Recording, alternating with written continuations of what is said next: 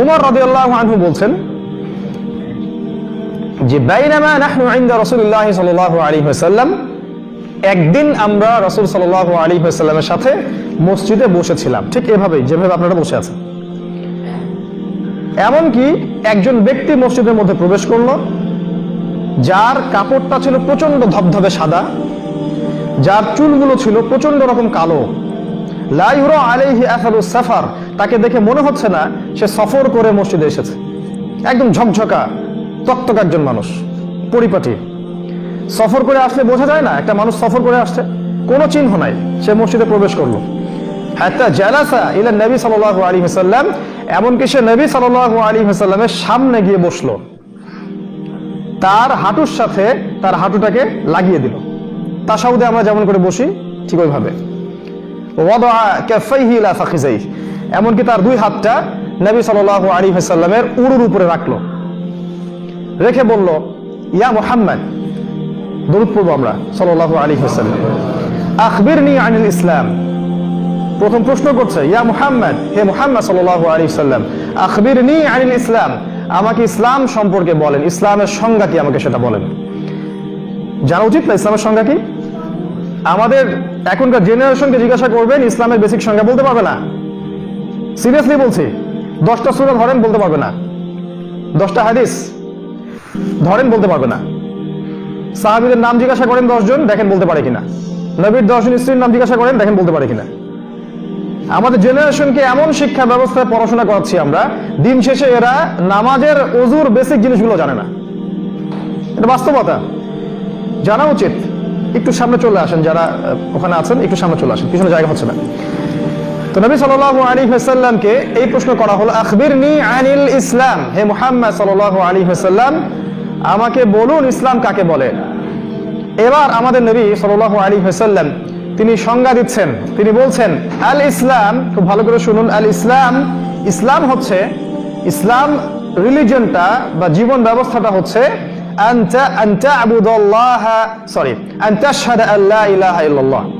তুমি প্রথমত সাক্ষী দিবে আল্লাহ ছাড়া ইবাদত পাওয়ার যোগ্য কোনো ইলাহ নাই, ওয়া আন্না মুহাম্মাদান রাসূলুল্লাহ, এবং মুহাম্মদ সাল্লাল্লাহু আলাইহি ওয়াসাল্লাম আল্লাহর প্রেরিত রাসূল, এটা প্রথমে সাক্ষী দিবে। ওয়া তুকিমাস সালাহ, এরপরে তুমি 5 ওয়াক্ত সালাত কায়েম করবে। ওয়া তুতিয়াজ যাকাহ, এরপরে তোমার সামর্থ্য যখন হবে তুমি যাকাত আদায় করবে। ওয়া তাসুমা রমাদান, এবং রমাদান মাস যখন আসবে তখন তুমি সাওম পালন করবে। ওয়া তাহুজ্জাল বাইতা ইন ইসতাতা'তা ইলাইহি সাবিলা, তোমার যদি সক্ষমতা থাকে তুমি আল্লাহর সন্তুষ্টির জন্য বাইতুল্লাহে হজ করবে। এই হলো ইসলাম, 5টা বিষয়। 1 নাম্বার, আল্লাহর সাথে শিরক করবে না এবং মুহাম্মদ সাল্লাল্লাহু আলাইহি ওয়াসাল্লামকে রাসূল হিসেবে স্বীকার করবে। এর অর্থ কি? এর অর্থ হচ্ছে আপনি আমি আমাদের জীবনের কোনো ক্ষেত্রেই আল্লাহর সাথে শিরক করতে পারবো না। আমরা আল্লাহ ছাড়া কারো ইবাদত করতে পারবো না, আল্লাহ ছাড়া কাউকে সেজদা করতে পারবো না, আল্লাহ ছাড়া কারো জন্য নজর মানত করতে পারবো না, আল্লাহ ছাড়া কাউকে মাধ্যম ওসিলা ধরতে পারবো না, আল্লাহ ছাড়া কারো বিধান আইন শাসনকে বাস্তবায়ন করতে পারবো না। আল্লাহর হালালকে হালাল জানতে হবে, আল্লাহর হারামকে হারাম জানতে হবে। আল্লাহর হারামকে হালাল করা যাবে না, আল্লাহর হালালকে হারামও করা যাবে না। এক কথায় ইবাদতে, বিশ্বাসে, চিন্তায়, চেতনায়, কথায়, কাজে আল্লাহ সুবহানাহু ওয়া তাআলার তাওহীদ প্রতিষ্ঠা করতে হবে। এর নাম হচ্ছে লা ইলাহা ইল্লাল্লাহ।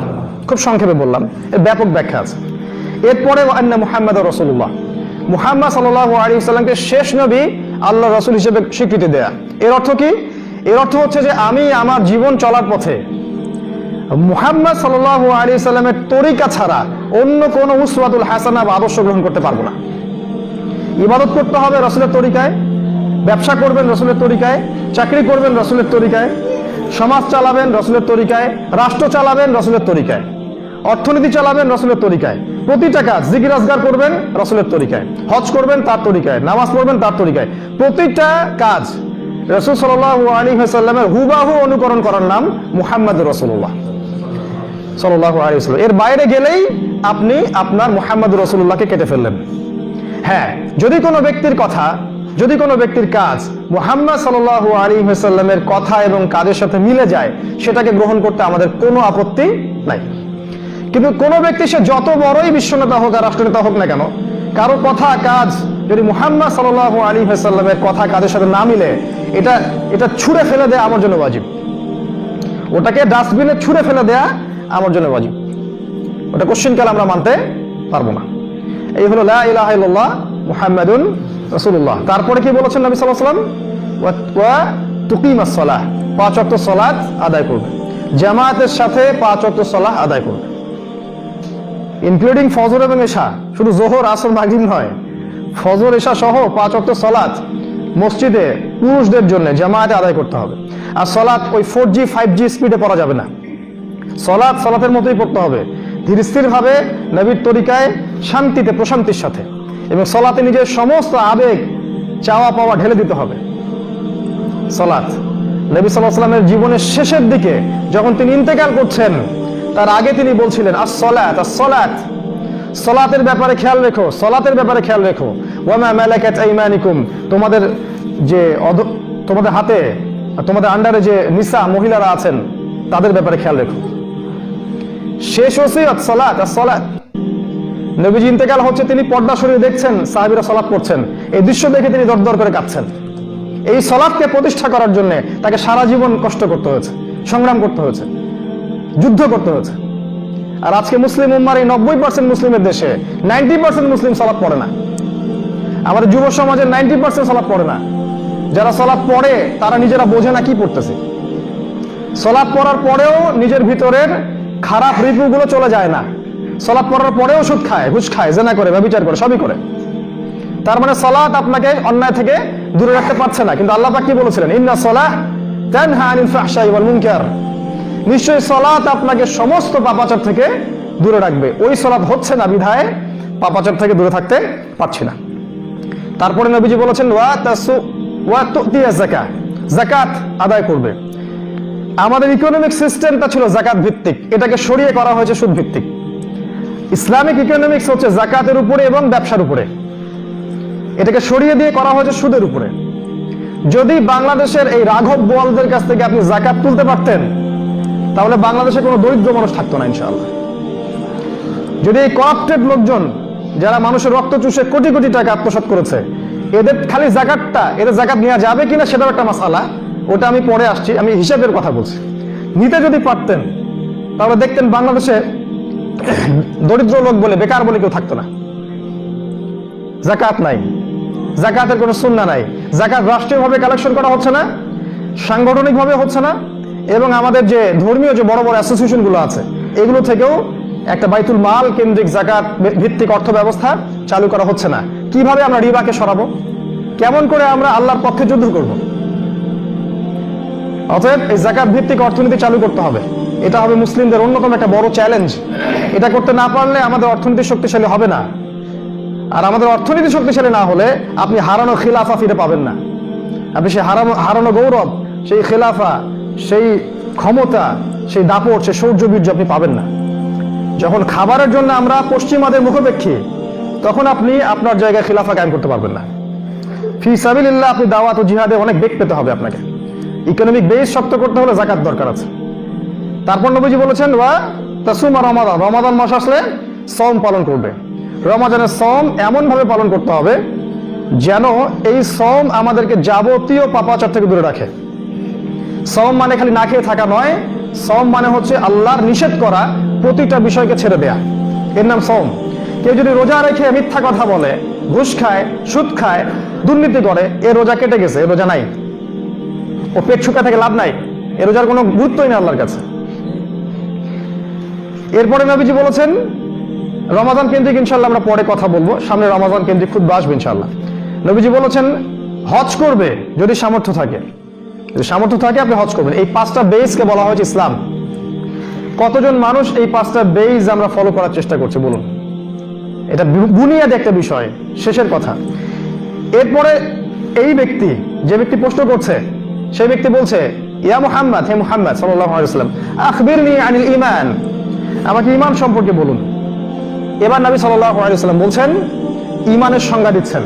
আর ঈমান হচ্ছে আন তুমিনা বিল্লাহ, তুমি বিশ্বাস করবে আল্লাহর প্রতি, ওয়া মালাইকাতিহি, তার ফেরেশতাগণের প্রতি, ওয়া কুতুবিহি তার আসমানি কিতাব সমূহের প্রতি, ওয়া রুসুলিহি তার সমস্ত নবী রাসূলের প্রতি, ওয়াল ইয়াউমিল আখির পরকালের জীবনের প্রতি, ওয়াল কদরি খায়রিহি ওয়া শাররিহি তাকদীরের ভালো এবং মন্দের প্রতি।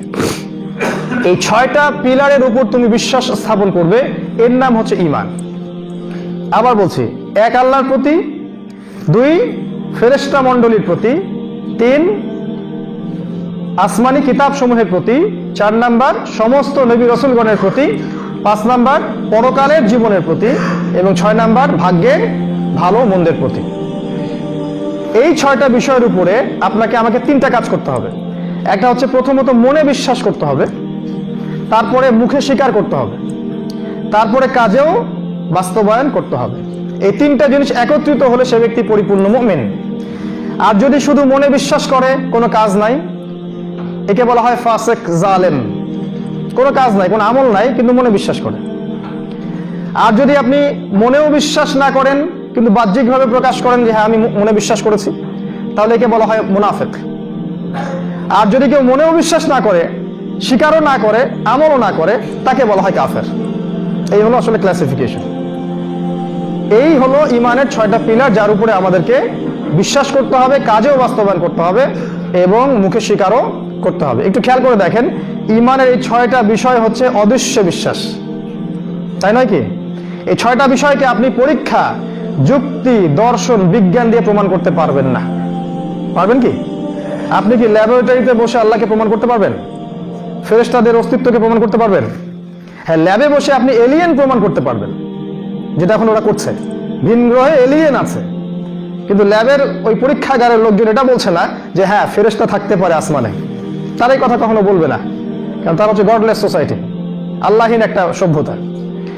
এই যে কুতুবিহি রুসুলিহি ওয়াল ইয়াউমিল আখির, এই যে মৃত্যুর পরে জীবন, কবর, জান্নাত, জাহান্নাম, মিজান, ফুলসিরাত, এগুলোকে কি বিজ্ঞান, যুক্তি, দর্শন দিয়ে প্রমাণ করতে পারবেন?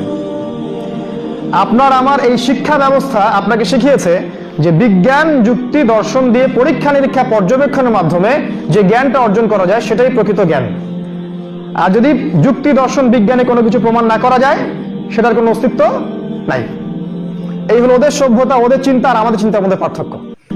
আল্লাহ পাক এখানে বলছেন আল্লাযীনা ইউমিনুনা বিল গায়ব, যালিকাল কিতাব লা রাইবা ফীহি হুদাল লিল মুত্তাকিন আল্লাযীনা ইউমিনুনা বিল গায়ব। এই বই তাদের জন্য হেদায়েত যারা মুত্তাকি, আর মুত্তাকি তারা যারা গায়েবে বিশ্বাস করে। এই ঈমানের 6টা পিলারই গায়েবে বিশ্বাস। এটাকে আপনি বিজ্ঞান, যুক্তি, দর্শন দিয়ে প্রমাণ করতে পারবেন না, কারণ ওই জ্ঞান, ওই যুক্তি, ওই দর্শন আল্লাহ আপনাকে দিয়ে পাঠান নাই।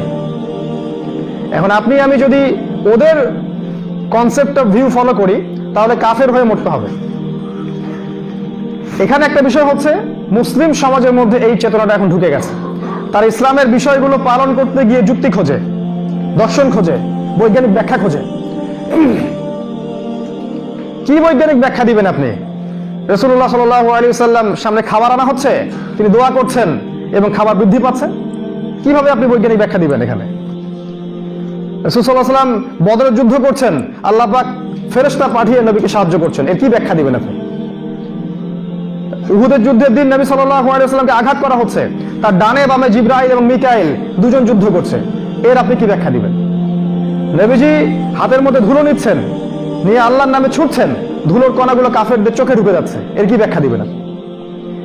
নবীজি মাটির মানুষ, আকাশ ভেদ করে মহাকাশে চলে গেলেন, আল্লাহর সাথে দেখা করে আবার চলে আসলেন, এর কি ব্যাখ্যা দিবেন আপনি? অতএব ইসলামের প্রতিটা বিষয় যুক্তি দিয়ে মানবো, বিজ্ঞান দিয়ে মানবো আর দর্শন দিয়ে মানবো, এই চিন্তা ভুলে যান। ওই চিন্তা করতে গেলে আপনার দাড়ি টুপি থাকা সত্ত্বেও কাফের হয়ে কবরে যাওয়া লাগবে, কোনো সন্দেহ নাই। অতএব ওই চিন্তাবাদ, এটা ওদের কনসেপ্ট, পশ্চিমাদের কনসেপ্ট। ওরা এগুলো বিশ্বাস করে বিধায় ওরা আল্লাহকে বিশ্বাস করে না, যেহেতু আল্লাহকে দেখা যায় না, এই জন্য ওদের কাছে রিলিজিয়নের কোনো ভ্যালু নাই। ওটা একটা গডলেস সোসাইটি।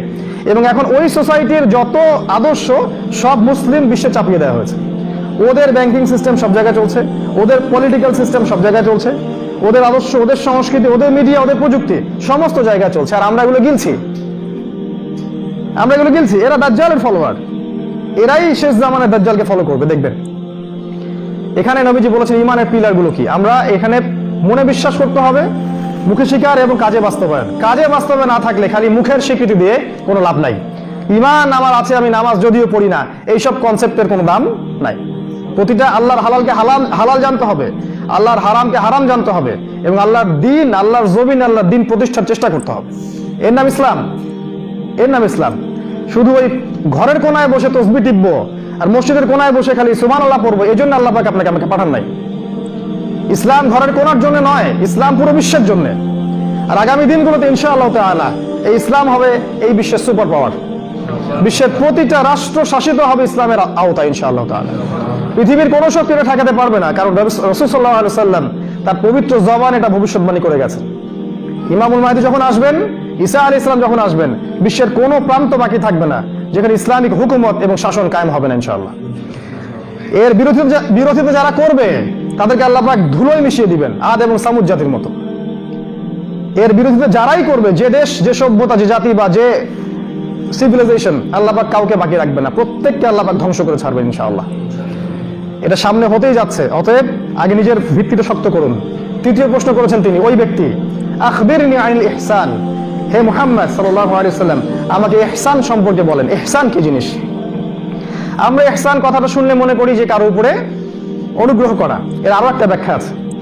নবী সাল্লাল্লাহু আলাইহি ওয়াসাল্লাম বলছেন, আল ইহসান, ইহসান হচ্ছে আন তা'বুদাল্লাহা কাআন্নাকা তারাহ, তুমি এমন ভাবে আল্লাহর ইবাদত করবে যেন তুমি আল্লাহকে দেখছো। ওয়া ইল্লাম তাকুন তারাহ, যদি তুমি আল্লাহকে দেখতে না পারো, ফাইন্নাহু ইয়ারাক, চিন্তা করবে আল্লাহ তোমাকে দেখছেন। এই কনসিয়াসনেসের নাম ইহসান। প্রতিটা ইবাদত এমন ভাবে করা যাতে মনে করা যে আমি আল্লাহকে দেখতে পাচ্ছি, আল্লাহকে হাজির নাজির জেনে ইবাদত করা। আর যদি আমি আল্লাহকে দেখতে না পাই, কারণ পৃথিবীর চোখ দিয়ে আল্লাহকে দেখা সম্ভব নয়, তখন মনে রাখতে হবে যে আল্লাহ পাক অবশ্যই আপনাকে দেখছেন। এই ইহসানটা তাকওয়ার সাথে সম্পৃক্ত। যার ইহসান যত বেশি তার ভিতর তাকওয়া তত বেশি, মুত্তাকি সে তত বেশি। ইহসান যার ভিতর চলে আসবে প্রতিটা ইবাদতের মধ্যে, তখন গিয়ে সে ইবাদতের স্বাদ পাবে। যখন আমরা সালাত পড়বো, যদি আমরা মনে করি আমরা আল্লাহর সামনে দাঁড়িয়ে আছি, তখন সালাতের মনোযোগ ইনশাআল্লাহ ডানে বামে যাবে কম। যখন আমরা ব্যবসা করছি, তখন যদি মনে করি আল্লাহ আমাকে দেখছেন, আপনি ব্যবসায় ওজনে কম দিতে পারবেন না। যখন আপনি রোজা আছেন, সওম রেখেছেন, মনে করছেন আল্লাহ আমাকে দেখছেন, গোপনে আপনি পানি পান করতে পারবেন না, অন্যায় কাজ করতে পারবেন না।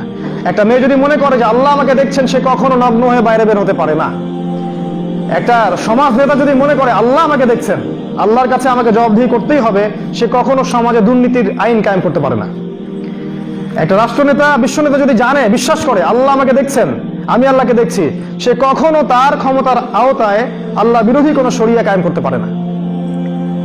আমাদের ইহসানের ত্রুটির কারণেই আমরা আল্লাহকে ভুলে গেছি, এবং জীবনের প্রতিটা ক্ষেত্রে, ব্যক্তিগত জীবন বলেন, পারিবারিক জীবন বলেন, সামাজিক, অর্থনৈতিক, রাজনৈতিক প্রতিটা জীবনে আমরা আল্লাহর বিরুদ্ধাচরণ করেই যাচ্ছি এবং করেই যাচ্ছি, শুধু ইহসান না থাকার কারণে। আমরা চিন্তা করছি না যে আল্লাহ আমাদেরকে দেখছেন। আল্লাহ পাক ওই বীর্য থেকে তৈরি করেছেন আমাকে, আর কবরে যখন লাশ হয়ে যাব তখনও দুর্গন্ধযুক্ত লাশ হয়ে যাব। মাঝখানের এই সময়টা আমি উদ্ধত এবং অহংকার প্রদর্শন করছি। ওয়ালা তামশি ফিল আরদি মারহা, আল্লাহ পাক বলেছিলেন জমিনের মধ্যে বুক ফুলিয়ে হেঁটো না। ইন্নাকা লান তাখরিকাল আরদা, তুমি এই জমিনকে ধসাতে পারবে না। ওয়ালান তাবলুগাল জিবালা তুলা, আর পাহাড়ের উচ্চতায় কখনো পৌঁছাতেও পারবে না। কি কথা! জমিনে অহংকার করে হেঁটো না বুক ফুলিয়ে, কারণ তুমি এই জমিনটাকে ধসাতে পারবে না, আর তুমি পাহাড়ের উচ্চতায় কখনো পৌঁছাতে পারবে না। সূরা বনী ইসরাঈল পড়ে দেখেন। এই মাঝখানের সময়টুকুতে আমরা ইহসান তাকওয়া ভুলে যাওয়ার কারণে প্রতিটা ক্ষেত্রে আল্লাহর বিধান, আল্লাহর হুকুম আহকামের বিরোধিতা করছি, আর কোনো কোনো ক্ষেত্রে সরাসরি না করলেও কায়দা কৌশল করে করছি। সরাসরি খাওয়াচ্ছি না, ঘুরিয়ে খাওয়াচ্ছি। শোনেন, আল্লাহ পাক আপনার মনের কথা জানেন, আপনি কোন কাজ কোন উদ্দেশ্যে করছেন আল্লাহ পাক জানেন, এবং কোনো সন্দেহ নাই যে ব্যক্তি তার দিনের বিরোধিতা করবে, আল্লাহর দিনের বিরোধিতা করবে, দিনকে ডমিনেট করার চেষ্টা করবে, দিনকে ধ্বংস করার চেষ্টা করবে, এবং দিনের বিরুদ্ধাচারণ করে অন্য সংস্কৃতি, অন্য আদর্শকে প্রতিষ্ঠা করার চেষ্টা করবে, কোনো সন্দেহ নেই আল্লাহ পাক এদের শিকড়টা উপড়ে ফেলে দিবেন ইনশাআল্লাহ। এটা আল্লাহর দায়িত্ব। এটা আমরা, কোনো ব্যক্তি যদি নাও করে, এটা আল্লাহ নিজেই করবেন ইনশাআল্লাহ। সূরা তাওবা পড়ে দেখেন, আল্লাহ বলেছেন তারা কি দুইটা শাস্তির একটার জন্য অপেক্ষা করছে? হয় আমি মুমিনদের হাত দিয়ে ওদেরকে শাস্তি দেওয়াবো, না হলে আমি নিজেই ওদেরকে শাস্তি দিব। এটা 3 নম্বর প্রশ্ন। 4 নম্বরে কিন্তু তিনি প্রশ্ন করেছেন, আখবিরনি আনিস সাআহ, হে মুহাম্মদ সাল্লাল্লাহু আলাইহি ওয়াসাল্লাম আমাকে বলেন কিয়ামত কবে হবে। এবার নবী সাল্লাল্লাহু আলাইহি ওয়াসাল্লাম বলছেন, মাল মাসউলু আনহা বিআলামি মিনাস সাইল, এই প্রশ্নের উত্তর আপনি যতটুকু জানেন আমি ততটুকুই জানি। প্রশ্নকারী এবং প্রশ্ন যাকে করা হয়েছে উভয়ের জ্ঞানী এখানে সমান। আমি জানি না এক্স্যাক্টলি কোন দিনে, কি বারে, কোন সালে, কত তারিখে কিয়ামত হবে, এটা আমি জানি না। কে বললেন? নবী সাল্লাল্লাহু আলাইহি ওয়াসাল্লাম নিজেই বলেন আমি জানি না। তা আমরা যে সাল বলে দিচ্ছি, এত সালে এটা হবে, এত সালে এটা হবে, এটা ঠিক না, এটা কিন্তু ঠিক না। এবার পঞ্চম প্রশ্ন করছেন এই ব্যক্তি, তিনি বলছেন ঠিক আছে, ফাখবিরনি আন আমারাতিহা, তাহলে ঠিক আছে আপনি কিয়ামতের কিছু আলামত বলে দেন। কিয়ামত কবে হবে এক্স্যাক্টলি আপনি জানেন না, আমিও জানি না, আল্লাহ ছাড়া কেউ জানে না, কিন্তু কিয়ামতের আলামত কিছু আমাদেরকে বলে দেন। নবী সাল্লাল্লাহু আলাইহি ওয়াসাল্লাম এই হাদিসে মাত্র দুইটা আলামত বলেছেন আর কি, দুইটা। অন্য অনেক হাদিস আছে ওখানে শত শত আলামত আছে, এই হাদিসে তিনি দুইটা আলামত বলেছেন। একটা বলেছেন যে ওয়ান তালিদাল আমাতু রাব্বাতুহা, যখন আপনি দেখবেন যে দাসী তার মনিবকে জন্ম দিচ্ছে, দাসী তার মালিককে জন্ম দিচ্ছে। এর গভীর ব্যাখ্যা আছে। একটা ব্যাখ্যা হচ্ছে যে পিতা মাতার সাথে দাস দাসীর মতো আচরণ করা হবে শেষ জামানায়। দেখছেন না এখন সমাজে পিতা মাতার সাথে দাস দাসীর মতো আচরণ করবে সন্তানেরা। এমনকি আমরা তো নিউজ দেখছি, মাকে জবাই করে রাখতেছে, বাবাকে জবাই করে ফেলতেছে সম্পত্তির জন্য। সাহাবীরা বলতেন এই যুগে কি মানুষের বিবেক চলে যাবে? নবীজি বলতেন এই যুগের মানুষগুলো হবে আবর্জনার মতো, কীট পতঙ্গ আবর্জনার মতো।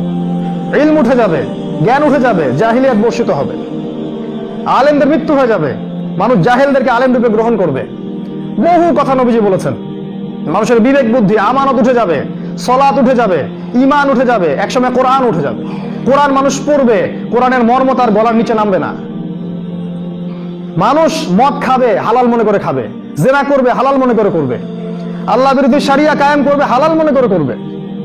এগুলো শেষ জামানা সাইন নবীজি বলে গেছেন। প্রচুর ভূমিকম্প হবে, প্রচুর মহামারী ছড়াবে, সময় সংক্ষিপ্ত হয়ে যাবে, মানুষের দিন চলে যাবে একটা ঘন্টার মতো, মাস চলে যাবে একটা সপ্তাহের মতো, একটা বছর চলে যাবে একটা মাসের মতো। চারিদিকে ফিতনা এমন ভাবে ছড়াতে থাকবে, একটা ফিতনা মালা ছিঁড়ে গেলে যেমন করে পড়তে থাকে পুঁতিগুলা, ওইভাবে ফিতনা ছড়াবে। প্রচুর হত্যাকাণ্ড হবে, চারদিকে জিনা, ব্যভিচার, হত্যা, খুন, ঘুষ, ধর্ষণ, দুর্নীতি ছড়ায় যাবে সমাজে। এলা আখিরুজ জামানের সাইন, শেষ জামানের। এই হাদিসে নবীজি বলেছেন যে দাসী তার মনিবকে জন্ম দিবে। এর আরেকটা ব্যাখ্যা হচ্ছে যে মেয়েদের অবস্থা এমন হবে, মেয়েদের এমন একটা অবস্থা হবে যে মেয়েরা সন্তান জন্ম দেওয়ার সময় পাবে না। পরিবারে মেয়েরা এত ব্যস্ত হয়ে যাবে এই ক্যারিয়ার, স্ট্যাটাস, চাকরি বাকরি এসবের কারণে, যে মেয়েরা সন্তান ধারণ করার মতো সময় পাবে না। তখন কি হবে? তখন ভাড়া করে মেয়েদেরকে হায়ার করতে হবে, ওই সিঙ্গাপুরের মতো, সৌদি আরবের মতো, অন্য কান্ট্রিগুলোর মতো। ওরা নিম্নবিত্ত দেশগুলো থেকে মেয়েদেরকে হায়ার করে, 10 মাসের জন্য ওর গর্ভটা কিনে নেয় এবং ওই গর্ভের মধ্যে স্পার্ম, বীর্য ওখানে পুশ করার পরে ওখানে কৃত্রিমভাবে বাচ্চা উৎপন্ন হয়।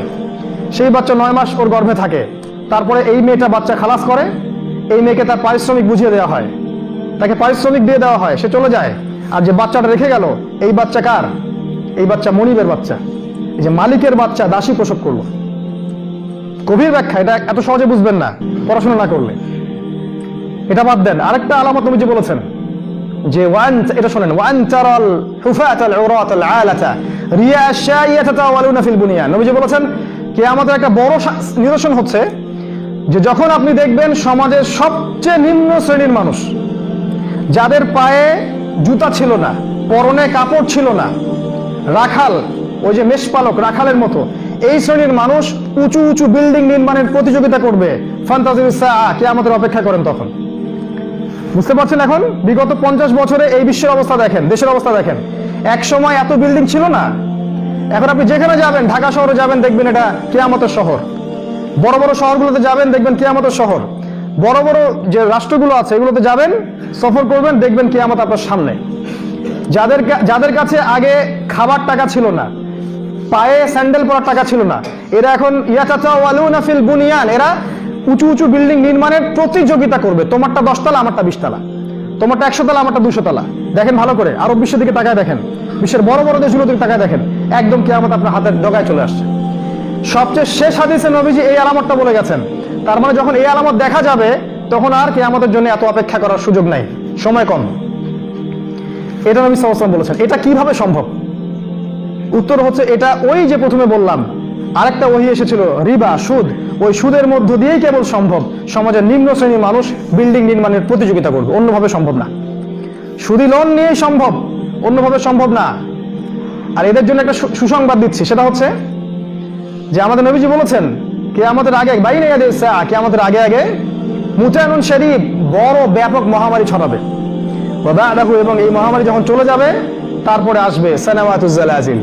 সানাওয়াতুজ জালাজিল, গতকালকে দেখলাম অস্ট্রেলিয়াতে 7.3 মাত্রা ভূমিকম্প হয়েছে। যখন মহামারীর সময়টা চলে যাবে তখন আসবে ভূমিকম্পের বছরগুলো। সানাওয়াত বহু বচন, জালাজিল ভূমিকম্প, বছর জুড়ে ভূমিকম্প চলতে থাকবে। এটা সামনে আসছে, এই মহামারীর সিজন চলে যাবে যখন, তারপরে দেখবেন ভূমিকম্প শুরু হবে। আর যারা এরকম হারাম টাকায় উঁচু উঁচু বিল্ডিং নির্মাণ করেছে, প্রত্যেকটা বিল্ডিং হয়ে যাবে একটা একটা কবরস্থান। দেখেন কি হয় সামনে। কিয়ামতের আলামতটা নবীজি এখানে কিছু বলে গেলেন, এছাড়া অন্য হাদিসে অনেক কিছু বলে গেছেন। মুসলিমদের অধঃপতন হবে, তাদের দিন থেকে তারা সরে আসবে, মুসলিমদের বিভক্তি সৃষ্টি হবে, আমাদের জীবনযাত্রার মান কমে যাবে, দুনিয়া নিয়ে আমরা ব্যস্ত থাকবো, আমরা আমাদের খেয়ানত করবো, সালাত ছেড়ে দিব, অনেক কথা তিনি বলে গেছেন। মুসলিমদেরকে কচুকাটা করা হবে, কাফের মুশরিক জালেমরা মিলে মুসলিমদেরকে ঘিরে ফেলবে, এবং প্রতিটা রাষ্ট্রে দেখবেন মুসলিমদেরকে একদম নিরীহ পাখির মতো হত্যা করা হবে। এরপরে আসবে বড় যুদ্ধ, ওই যুদ্ধের পরে আসবে ইমামুল মাহদি, তারপরে আসবেন কনস্টান্টিনোপল বিজয়, তারপর আসবে দাজ্জাল মানুষের রূপে আত্মপ্রকাশ করবে, তারপরে আসবে ঈসা আলাইহিস সালাম, তারপরে খেলাফা। এগুলো সামনে আসতে যাচ্ছে, এই সময়টা আপনার জন্য অপেক্ষা করছে। এই যে হাদিসটা আমি বললাম, হাদিসে জিবরিল বলা হয় এটাকে। এবার এই ব্যক্তি যখন উঠে গেলেন, প্রশ্ন শেষ, উনি উঠে গেলেন, চলে গেলেন। এবার উমর রাদিয়াল্লাহু আনহু, যিনি হাদিসের রাবি, তিনি বলছেন ফালাবিস্তু মালিয়ান, আমি খুব চুপ করে বসে থাকলাম, খুব স্তব্ধ হয়ে গেলাম, আমরা সবাই ঠান্ডা হয়ে গেলাম। তারপরে রাসূল সাল্লাল্লাহু আলাইহি ওয়াসাল্লাম বললেন, ইয়া ওমর, হে ওমর, আতাদরি মানিস সাইল, তুমি কি জানো এই প্রশ্নকারী ব্যক্তি কে ছিল? এবং ওমর রাদিয়াল্লাহু আনহু বলছেন, ওয়াল আল্লাহু ওয়া রাসূলুহু আ'লাম, আল্লাহ এবং তার রাসূল ভালো জানেন। আদব, আল্লাহ এবং তার রাসূল ভালো জানেন। এবার তিনি বলছেন, ইন্নাহু জিবরিল, সে হচ্ছে জিবরাইল আলাইহিস সালাম, সুবহানাল্লাহ, আতাকুম ইউআল্লিমুকুম দীনাকুম, তিনি এসেছিলেন তোমাদেরকে তোমাদের দিন শেখাতে। নবী সাল্লাল্লাহু আলাইহি ওয়াসাল্লামের জীবনের শেষ দিকের হাদিস এটা, একদম শেষ দিকের। এইবার জিবরাইল আলাইহিস সালাম হিস্ট্রিতে প্রথমবার জনসমক্ষে মানুষের রূপ ধরে এসেছেন, এর আগে আসেন নাই। এটাই প্রথমবার, এটাই শেষবার। জনসমক্ষে তিনি মানুষের রূপ ধরে মসজিদে এসেছেন, সাহাবীদের সামনে রাসূলকে 4টা প্রশ্ন 5টা প্রশ্ন করেছেন, এবং এর মধ্য দিয়ে সাহাবীদেরকে দিন শিখিয়ে গেছেন। এরপরে আর জিবরাইল আলাইহিস সালাম কখনো ওহী নিয়ে আসবেন না। এই হাদিসটা আমাদের জন্য কত গুরুত্বপূর্ণ তাহলে। এখানে ইসলামের প্রত্যেকটা বুনিয়াদী বিষয় আছে। ইসলাম কাকে বলে, কি করলে ইসলাম টিকবে, কি করলে ইসলাম কেটে যাবে, শিরক কাকে বলে, সালাত, সাওম, যাকাত, সবকিছু এখানে আছে। হজ, রমাদান, এখানে আছে ঈমানের পিলারগুলা, কি করলে ঈমান থাকবে, কি করলে ঈমান থাকবে না, ঈমানের পিলারগুলো কি কি।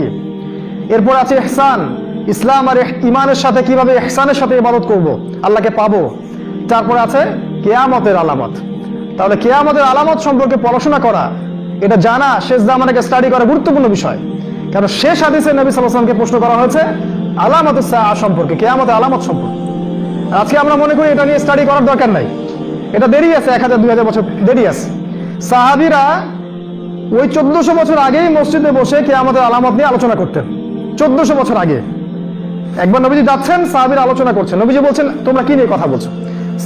সাহাবীরা বললেন আমরা কিয়ামত নিয়ে কথা বলছিলাম, কবে হবে এই বিষয় নিয়ে। নবীজি বললেন 10টা আলামত না আসা পর্যন্ত কিয়ামত হবে না। তার মানে বোঝা যাচ্ছে সাহাবীরা পর্যন্ত কিয়ামতের আলামত নিয়ে আলোচনা করতেন, কথাবার্তা বলতেন। কি জন্য? যাতে করে আমরা আলামতগুলো মেলাতে পারি এবং সতর্ক হতে পারি, নিজে সতর্ক হতে পারি, সমাজকে সতর্ক করতে পারি, উম্মাহকে সতর্ক করতে পারি, এবং আগামীর জন্য প্রস্তুতি গ্রহণ করতে পারি। এটাকে বেশি ভালো নয় যে আমরা যদি আগামী সম্পর্কে জানি সেভাবে প্রস্তুতি নিয়ে আগাবো, আর যদি আমি না জানি আগামীতে কি হতে যাচ্ছে, তাহলে আমি তো ফিতনায় পড়ে থাকবো, আমাকে বাঁচানোর কেউ থাকবে না। অতএব আর লম্বা করছি না, আসুন আমরা সবাই এই হাদিসে জিবরিলের যে শিক্ষাগুলো আজকে আমরা শিখলাম, ইসলাম কাকে বলে, ঈমান কাকে বলে, ইহসান কাকে বলে, কিয়ামত কবে হবে এবং এর আলামতগুলো কি কি, এগুলোকে নিয়ে বিস্তারিত পড়াশোনা করি, এবং আগামী দিনগুলোতে আমরা ইসলামের পতাকা বহন করার জন্য দৃঢ় প্রত্যয়ী হই ইনশাআল্লাহ। আল্লাহ পাক আমাদের সবাইকে তার দিনের জন্য কবুল করুন, পরিপূর্ণ ইসলাম পালন করার তৌফিক দান করুন, পরিপূর্ণ মুমিন হওয়ার তৌফিক দান করুন, ইহসানের সাথে আল্লাহর ইবাদত করার তৌফিক আল্লাহ পাক দান করুন, এবং কিয়ামতের সমস্ত আলামতগুলো নিয়ে পড়াশোনা করার তৌফিক দান করুন। সেই হিসাবে প্রস্তুতি গ্রহণ করে সামনের দিনগুলোর জন্য প্রিপারেশন নেয়ার এবং কিভাবে আমরা পথ চলবো সেই ট্র্যাকটাকে সুন্দর করে ফিক্স আপ করার তৌফিক আল্লাহ পাক আমাদের সবাইকে দান করুন, আল্লাহুম্মা আমিন। আকুলু কওলি হাযা আস্তাগফিরুল্লাহ লি ওয়া লাকুম ওয়া লিসাইরিল মুসলিমিন। বারাকাল্লাহু লানা ওয়া লাকুম বিল আয়াতিল হাকীম। ইন্নাহু তাআলা জাওয়াদুন কারীমুন বাররাউফুর রহিম। আসসালামু আলাইকুম।